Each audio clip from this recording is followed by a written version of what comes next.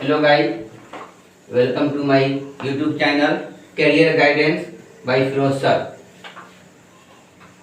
आज के इस इंट्रोडक्टरी वीडियो में मैं आपको गणित के क्लास 10 का एक महत्वपूर्ण चैप्टर त्रिकोणमिति ट्राइगोनोमेट्री के बारे में बात करूंगा।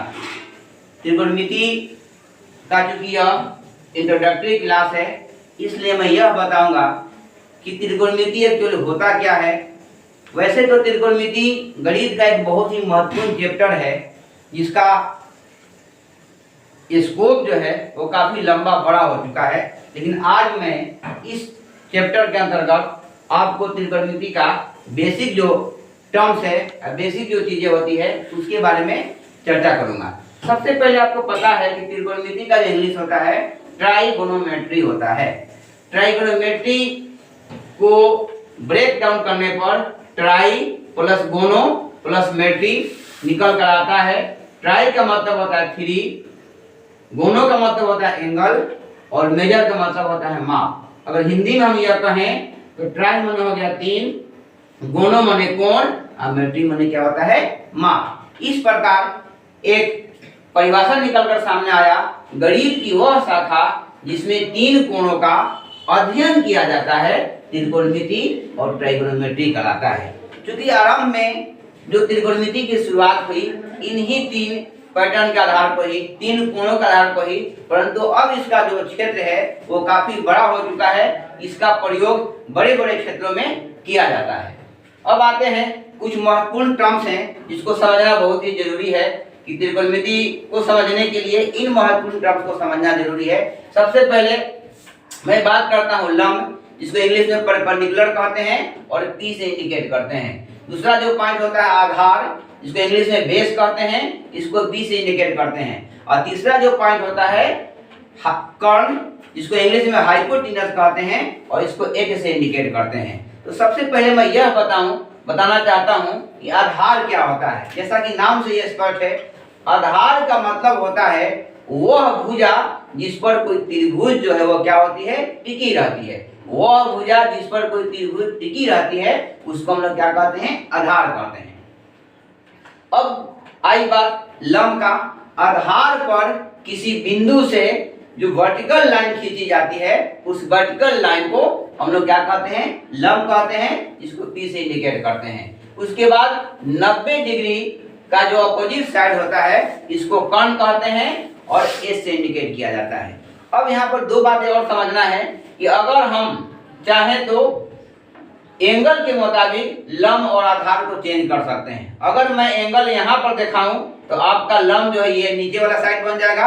अगर मैं एंगल यहाँ पर दिखाऊं तो ये आपका जो साइड है वो क्या बन जाएगा, आपका लंब बन जाएगा। दैट मीन्स कहने का मतलब कि एंगल के आधार पर लंब और आधार में परिवर्तन हो सकता है, लेकिन जो आपका कर्ण है वो हमेशा 90 के सम्मुख भुजा होगा, अपोजिट साइड का होगा, वो कभी भी चेंज नहीं करता है। इसलिए आपको यह समझ में आना चाहिए कि लंब आधार और कर्ण जो है इसका एक बेसिक पैटर्न है। अब आते हैं लंब आधार कर्ण के बाद कि सबसे पहले क्योंकि हमको पता है कि त्रिभुज ABC में एंगल B बराबर 90 डिग्री है, इसका मतलब ये हुआ कि पूरा त्रिभुज ABC जो है वो क्या है, आपका समकोण त्रिभुज है।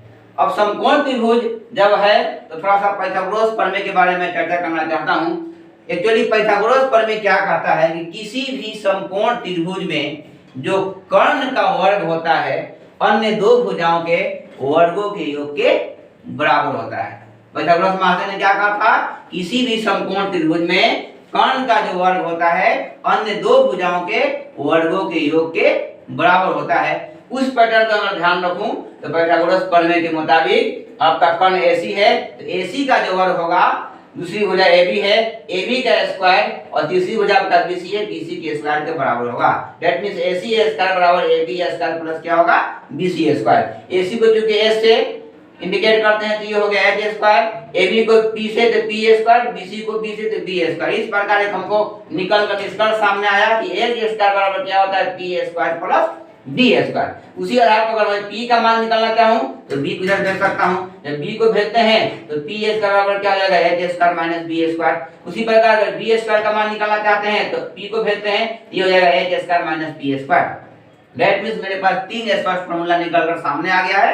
एक h बराबर under root P square plus B square, दूसरा होता है p बराबर under root h square minus B square, और तीसरा b बराबर under root h square minus P square. ये आपका पाइथागोरस प्रमेय के अनुसार आपको h, p और b निकालने का एक महत्वपूर्ण सूत्र है। अब आगे बढ़ते हैं। अगला जो इसका मेन पॉइंट है वो है त्रिकोणमितीय अनुपात, जिसको हम लोग क्या बोलते हैं, ट्राइगोनोमेट्रिक रेशियो। अब एक्चुअली समझना है कि मान लेते हैं कि सेम पैटर्न में कि एबीसी जो आपका है एक त्रिभुज है। एबीसी क्या है, एक त्रिभुज है। इस त्रिभुज में हमको पता है ये आपका वर्टिकल लाइन है, ये आपका लंब P हो जाएगा, ये आपका बेस है, ये आपका B हो जाएगा, और 90 डिग्री के जो कि सामने की जो भुजा होती है वो क्या होती है, कर्ण होती है। इसलिए यहाँ पर जो एंगल बन रहा है वो कितने का बन रहा है, 90 डिग्री का। तो ये एंगल जब 90 का बन रहा है तो सामने वाली भुजा क्या बन जाएगी, आपकी कर्ण बन जाएगी, यानी ये आपका H हो गया।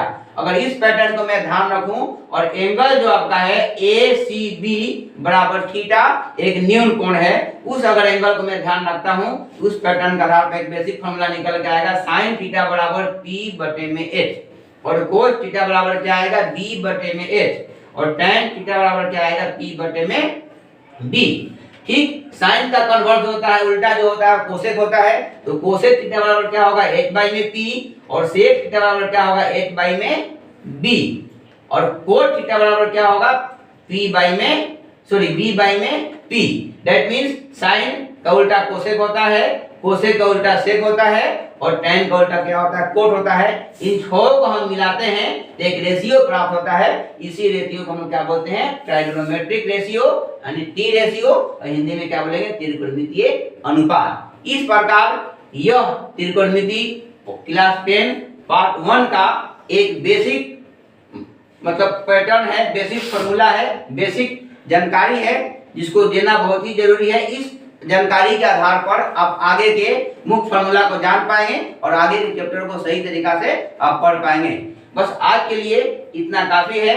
मैं जितने भी मेरे व्यूअर हैं, जितने मेरे स्टूडेंट बैठे हुए हैं, उनसे मैं रिक्वेस्ट करता हूं कि अगर आपको वीडियो पसंद आए तो मेरे चैनल को सब्सक्राइब करें, लाइक करें, शेयर करें, और बेल के आइकन को भी दबाएं। Thank you all of you.